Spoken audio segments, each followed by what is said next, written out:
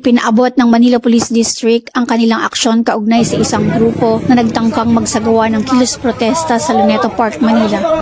Batay sa paunang ulat ng MPD, ang nasabing grupo ay hindi nagpakita ng permit o pahintulot mula sa Manila Parks Development Committee na kinakailangan para sa anumang pampublikong pagtitipon alinsunod sa batas bilang 880 o Public Assembly Act.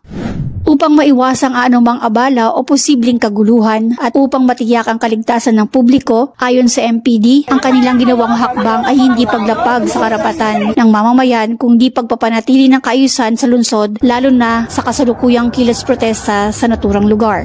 Patuloy namang hinikayat ng PNP ang publiko na makipag-ugnayan at sumunod sa mga itinakdang regulasyon upang masiguro na ang kanilang mga aktibidad ay maayos, ligtas at legal.